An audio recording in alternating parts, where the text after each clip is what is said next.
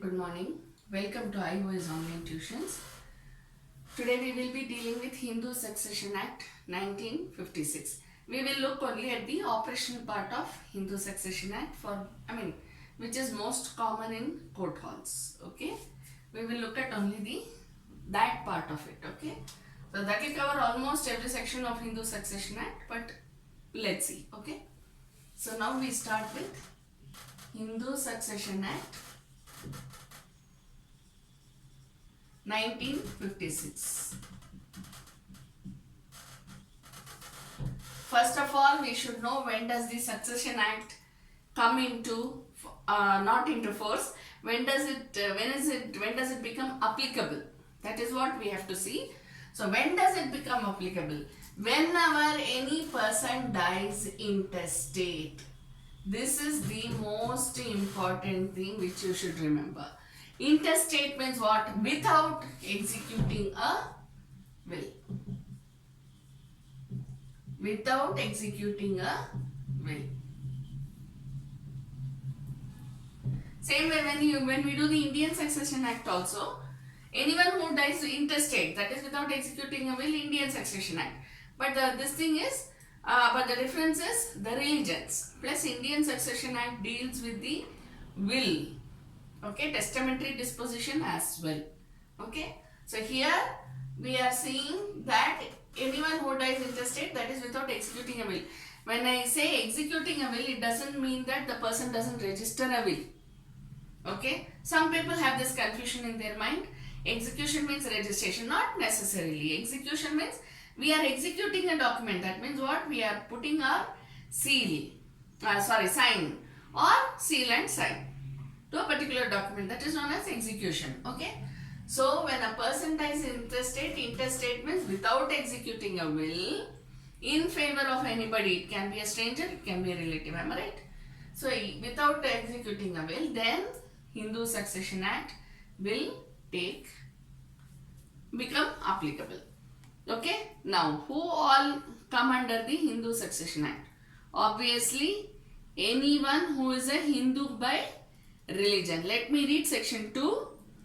The act applies to any person who is a Hindu by religion in any of its forms of developments, including a Veerashaiva, Lingayat, or follower of Brahma Pratana or Arya Samaj, or Buddhism, Jain, Sikh, any other person who is not a Muslim, Christian, Parsi or Jew by religion.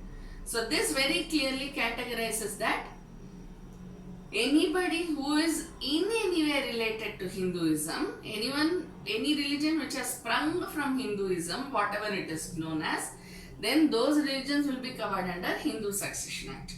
Okay, so it excludes whom all? Muslims, Christian, Parsi, Jew.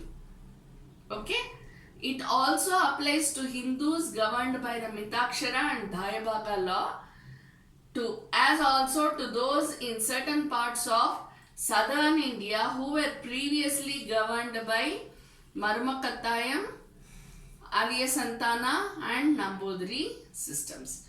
So it is not only that's what I was telling you, anything which is related remotely even to Hinduism or the Hindu system of living, then so those people will come under the Hindu Succession Act. So this includes who were following Arya Santana, Marmakatayam, Nambudri law. These are all for the Western Ghats, right? So all these are also included in the Hindu Succession Act. So once the Hindu Succession Act came into existence, all the other laws took a backseat. Simple. Okay. Of course, Hindu Succession Act includes all the customs which were prevalent in all these laws. Okay. Now we go to the definitions part, which is given in section 3. Agnate. Agnate is a person who is said to be agnate of another. See, always when we are speaking about agnate, cognate, then you have the half-blood, full-blood, we are always speaking about essentially two people. Comparison, okay? So, who is said to be an agnate? If the two are related by blood or by adoption, wholly through males. Agnate. Who is an agnate? If they are related to each other wholly. First one, what you should take into consideration? Wholly. Okay. Then through males. Okay. So they are wholly through males. That means what? Grandfather, father, son, grandson. This is known as agnate. Clear? Agnate is wholly through males. They can be, of course, by blood or by adoption.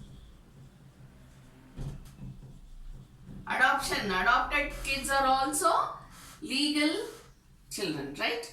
So, adopted kids, they can be either by blood or by adoption. That is not the criteria over here. What is the criteria? Wholly through males. So here grandfather, father, son, grandson, great grandson, it is only through them. Understand? So if it is completely through males, then it becomes agnate. Here you can say, see, if the father has one daughter and one son also, then also the daughter becomes by agnate. If the son has a granddaughter, then the granddaughter becomes an agnate. Why? Because she is coming through males. Understand? Paternal. Paternal is known as agnate. Paternal grandfather, paternal aunt, paternal uncle. This is how we say in the, when we are generally speaking with others, right? So that paternal is known as agnate. Then we go to the next one, cognate. What's the definition of cognate? If the two are related by blood or adoption, but not wholly through males. Not wholly through males. That means what? They can either be, see, grandfather, then there may be a grand aunt, right? Then there may be a daughter. Probably that grandfather has only a daughter, right? And the daughter has a son. That son has a son or daughter, whoever. So this mixture is known as cognate. Understand? This mixture is known as cognate. So they are not wholly through males. Here they are wholly through males. Here they are not wholly through males. So they are a mixture of maternal and paternal side. Understand? So, when I say maternal and paternal, I don't mean mother and father. What I mean is, if the grandfather has a daughter, then through the daughter there is a son. Then through the son there is a son or daughter, and the son, daughter, they each of them beget children. Understand? Then this daughter's children and son's children both have to be considered. Then such a mixture becomes cognate. Okay?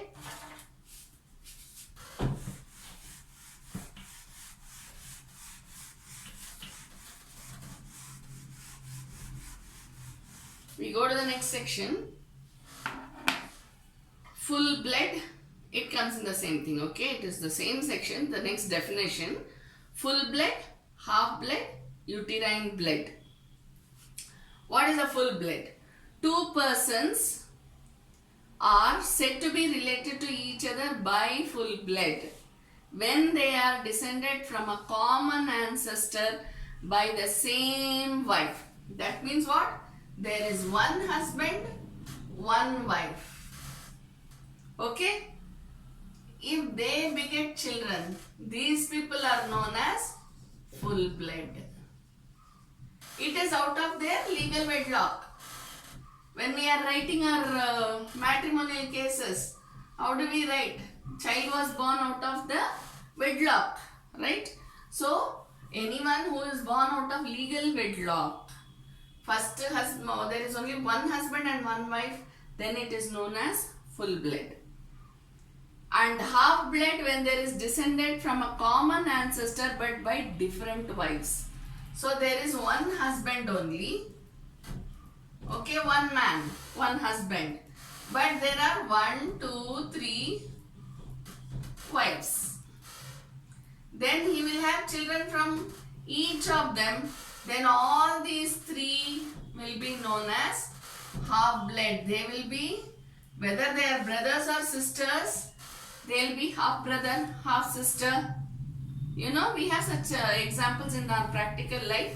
So then they will be known as having been related by half-blood. What is uterine blood? Two persons are said to be related to each other by uterine blood when they are descended from a common ancestress, but by different husbands. It is exactly the opposite of what we read here. The wife is one, the lady is one, but you have so many, the lady has so many husbands. One, so she begets children from all these people. This is known as uterine blood. So where there are many wives and one husband, it is half blood. Where there are many husbands and one wife, then it is known as uterine blood. Okay, these are all very important because you should know what they are, how they are related, so that when a dispute comes before you, you can give justice to the parties. Clear?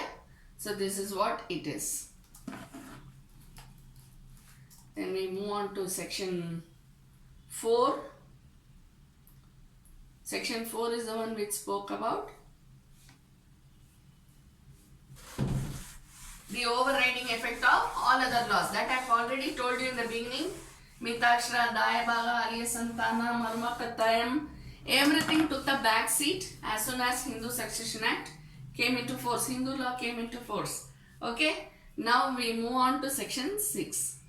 This is the amended section which gives the equal right to women, to daughters.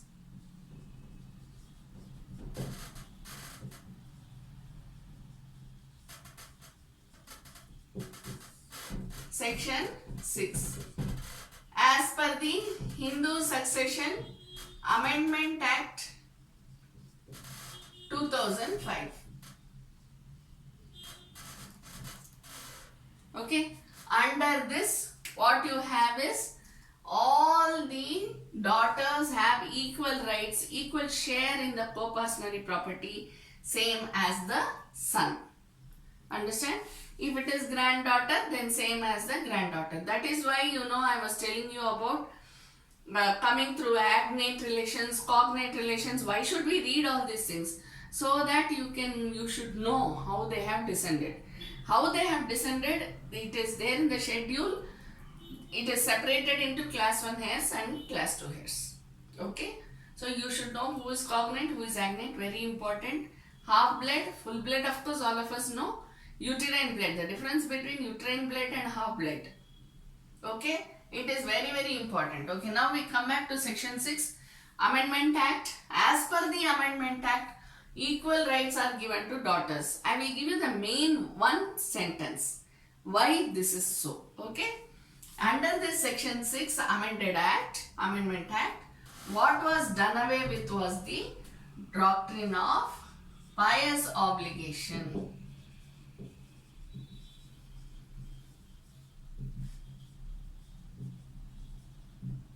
See, when I was doing law and all those things, there was nothing. We had to learn the doctrine of pious obligation. We had it in our exams and all that. Okay. But now the doctrine of pious obligation is done away with. What does the doctrine of pious obligation say? The doctrine of pious obligation gives you the status that son and daughter are equally liable.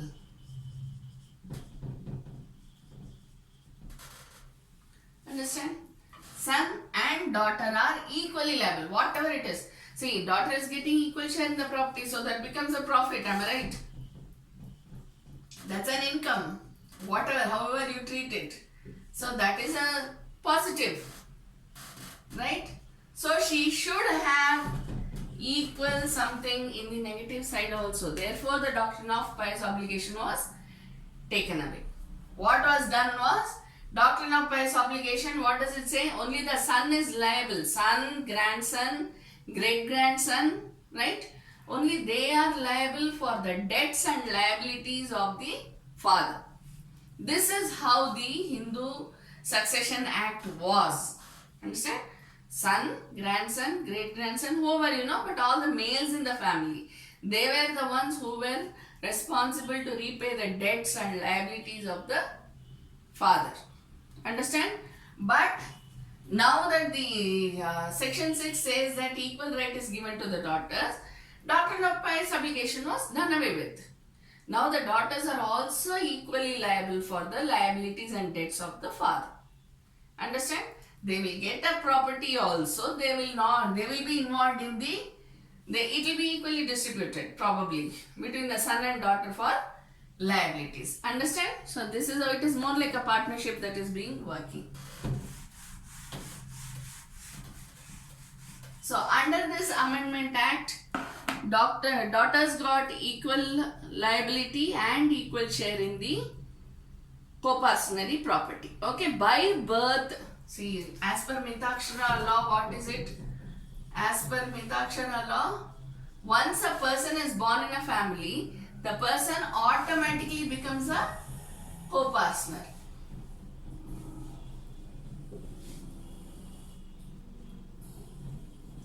Now, till now, who was there? It was only the gents, it was only the males who were given preference and they were said to be the co-partners. Now what? Even if a daughter is born, automatically she gets a right in the co-partnering property. That is the only difference now. Okay? Of course, as you know that it doesn't affect the self-acquired property, which we usually say, these are all co-personal properties. Co-personal property means what? Ancestral property, right? Self-acquired property, it doesn't affect.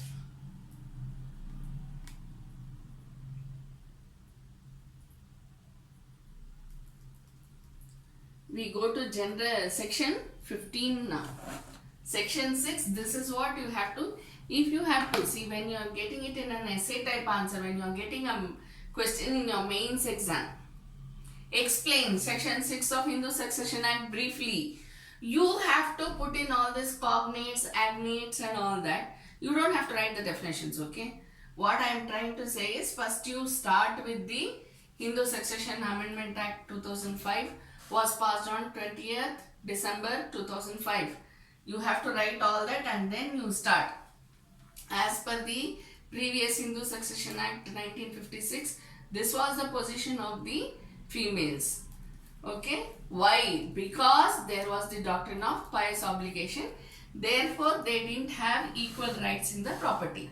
Then you move on to say that now that the section 6 of Amended Act 2005 gives equal rights to the daughter. What does section 6 do? It does away, it has done away with the doctrine of pious obligation.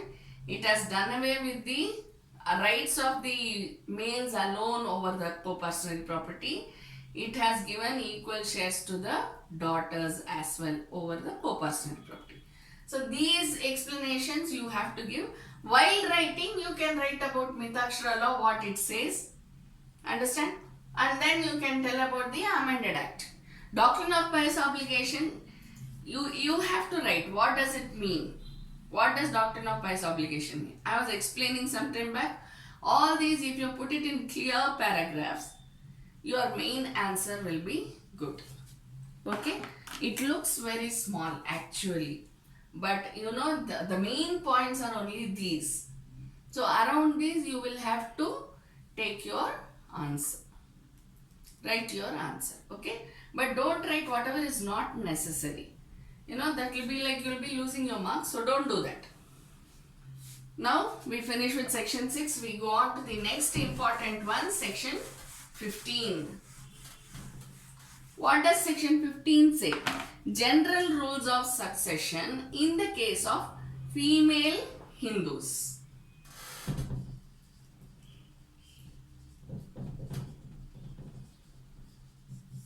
What is the rule of succession?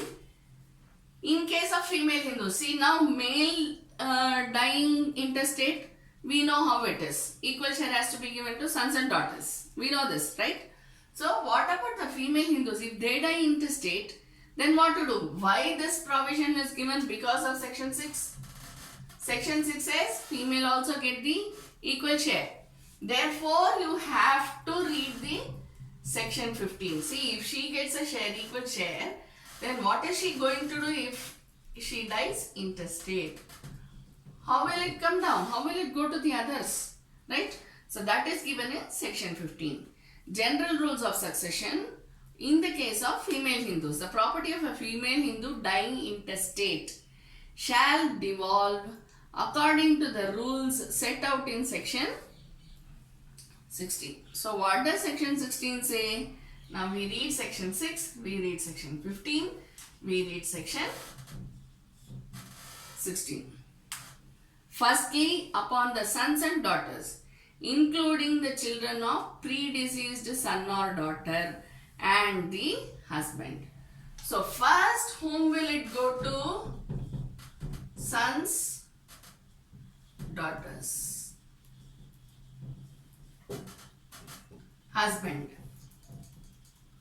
Sons, daughter, husband. Now when we say sons and daughters, how is it written over here? Including the children of any predeceased son or daughter. So, grandson, granddaughter. Of whom? Of predeceased son or daughter. So, as far as this lady is concerned, these children become grandson and granddaughter. Right? Actually, if you go through Hindu Succession Act, they do not come under class 1 here. They may come under class 1 here, but in case of female Hindus, they come under class 1 here, and that to the first preference is given to them. Sons, daughters. That is their children, own children, okay? And then the grandson, granddaughter, of whom, if the son or daughter is dead, this lady is still alive, this son or this daughter is dead, and then she dies, then it will go to the son or daughter of these sons or daughters, whoever it is, okay? That is of the predeceased son or daughter. So instead of the son or daughter, grandson or granddaughter is given preference, simple. Instead of the son, because they are not there, therefore the grandson or granddaughter of the predeceased son or daughter is given preference. Okay? Then number 2. Secondly, upon the heirs of the husband. So first, who has the chance? Sons, daughters, including the children of the predeceased son or daughter, and the husband. Who has the second? Who is the second in queue? Heirs of husband.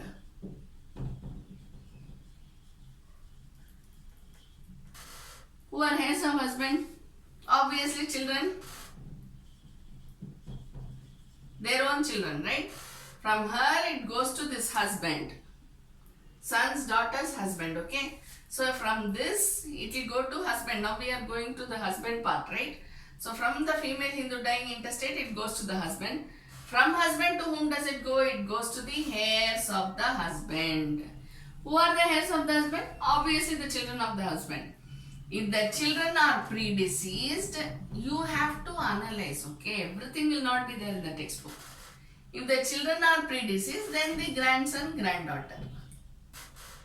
Understand? If this husband and this wife do not have any children at all, then it will go to the others. Husband's brother's son, husband's brother's daughter, husband's sister's daughter. You know, like that. Son, whoever it is. Like that it goes. Otherwise it goes like this. If the children are there, then it will go to the children. If the children are not there, then it will go to the grandson. If the children are there also, it will go to the children and then the grandchildren. Because they are the heirs. Am I right? Understand? Thirdly, upon the mother and father. Who are the third in queue for this estate? Mother and father. Of the female Hindu, right? Deceased female Hindu. Then fourthly, upon the heirs of the father.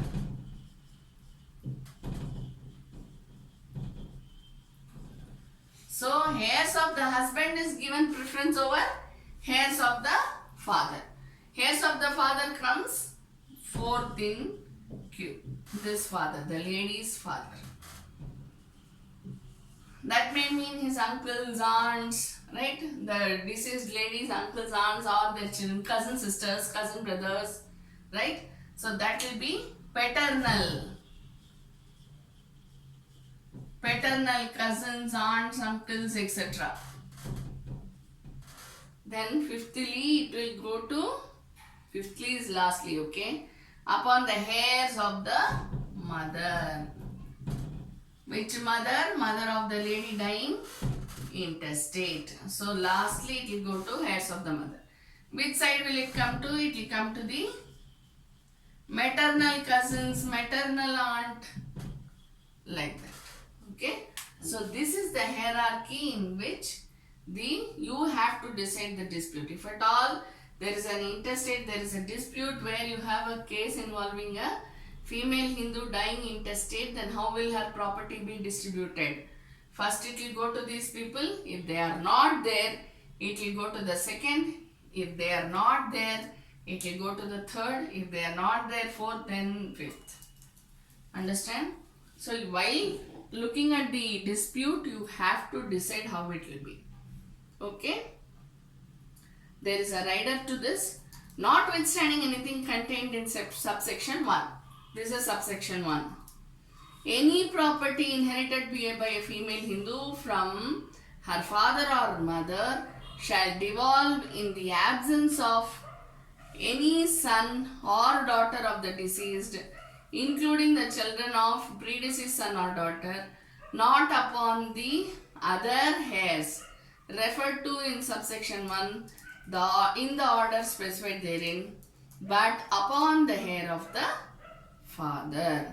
So where is it? If the property inherited by a female Hindu from her father or mother, how will it dissolve? See, if this is from somebody else or by her self-acquired property or whatever it is, then it will devolve in this manner. But if she has inherited it from her father or mother,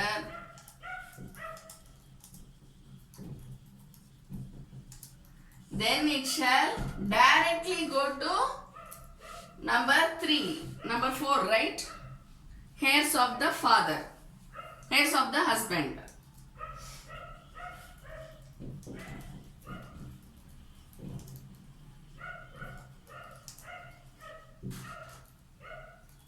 Okay, see, if she has got any property from father or mother, first it will go to children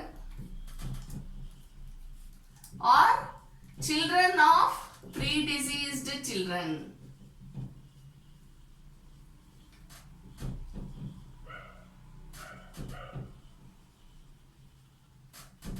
Okay, so if she has got a property from her father or mother, first it will go to her children or children of predeceased children. Understand? But if they are not there, then it will go to the heirs of the husband. Understand? Sorry, heirs of the father, not the husband. Heirs of the father. Understand? Then, next, if the property is inherited by a female Hindu from her husband or from her father-in-law, it shall devolve upon the children or upon the heirs of the husband. We will deal with this in the next session. Thank you.